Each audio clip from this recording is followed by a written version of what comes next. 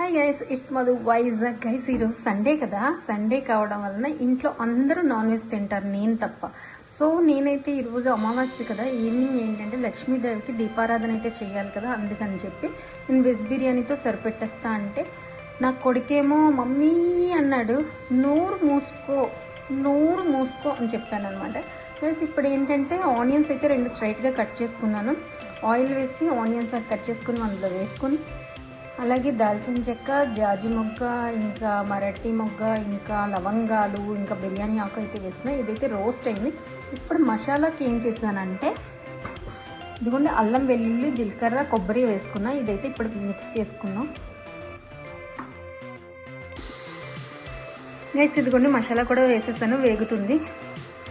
Guys ఈరోజు అమావాస్య కావడం వలన మగపిల్లలకి ఈవినింగ్లో 6 to 7 మధ్యలో దిష్టి తీయాలంట. అది 3 అన్నపు ముద్దలతో, అంటే వేడివేడి అన్నాన్ని 3 ముద్దలుగా చేసుకొని, ఒకటి ఎర్ర ముద్ద, ఒకటి నల్ల ముద్ద, ఒకటి పసుపు ముద్దతో దిష్టి తీయాలంట.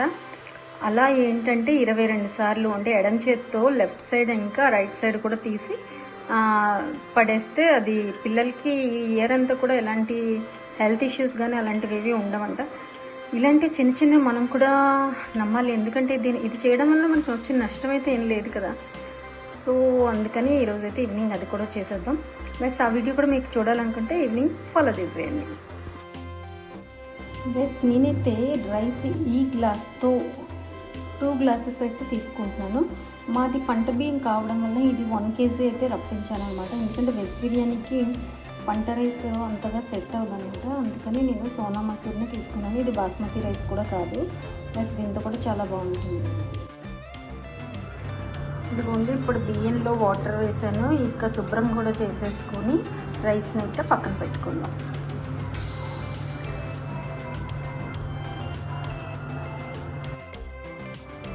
ఇదిగోండి మసాలా అయితే బాగానే రోస్ట్గా వేగింది. ఇప్పుడైతే వెజిటేబుల్స్ వేసేద్దాం. వెజిటేబుల్ పులావ్ కోసం. వెజిటేబుల్ పులావ్ అంటే ఏవో బోల్డ్ వెజిటేబుల్స్ ఏం కాదు, నా బోందా ఏం లేవు అనమాట. ఇదిగోండి ఒకటే క్యాప్సికమ్, ఒకటే బీట్రూట్, ఒక 4-5 క్యారెట్స్ అంతే. ఉన్న వాటితో ఏదో అడ్జస్ట్ చేసేసాను. ఇప్పుడైతే ఇవి అందులో వేసేద్దాం. బస్ ఇదిగోండి వేగింది కదా, ఇప్పుడు దీన్ని ఇలా సైడ్ చేసేసుకొని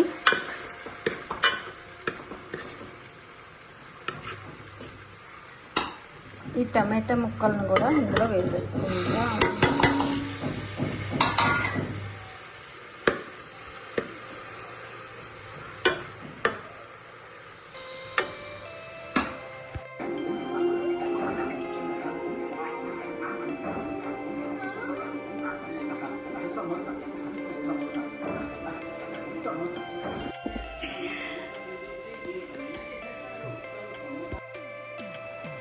వేసి ఇదిగోండి వేగిపోయింది. ఇప్పుడు రైస్ కూడా వేసేస్తున్నాను.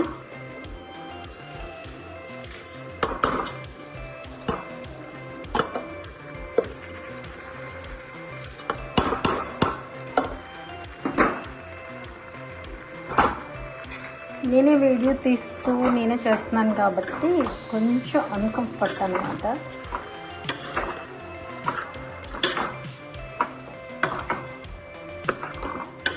ఆల్రెడీ సాల్ట్ కూడా వేసేసాం కదా.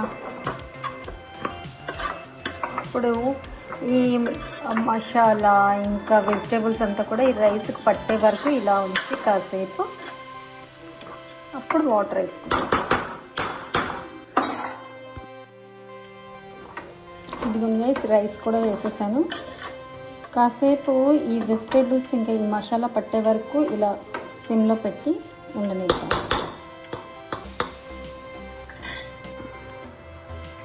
ఇదిగోండి మసాలా అంతా కూడా పట్టింది. ఇప్పుడైతే మనం వాటర్ కూడా వేసేసుకుందాం. ఇదిగోండి 2 గ్లాస్కి 4 గ్లాస్ వాటర్ అయితే నేను మిక్సీ జార్లో వేసేసుకున్నా. ఆల్రెడీ సాల్ట్ అన్నీ వేసేసాం కాబట్టి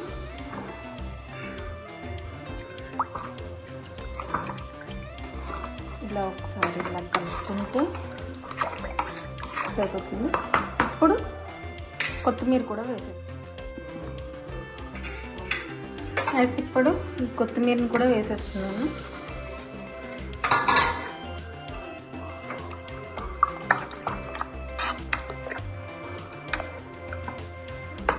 యాక్చువల్గా పచ్చిమిరపకాయలు కూడా వేయాలి, కానీ లేవన్నమాట. ఒక 2 ఉంటే వేసేసా.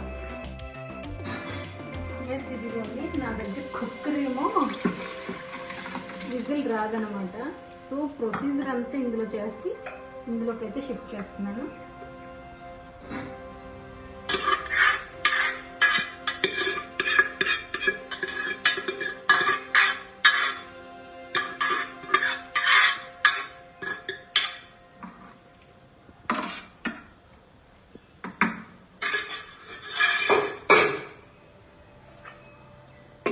సో ఒక 10 minutesలో వెజిటేబుల్ పులావ్ రెడీ.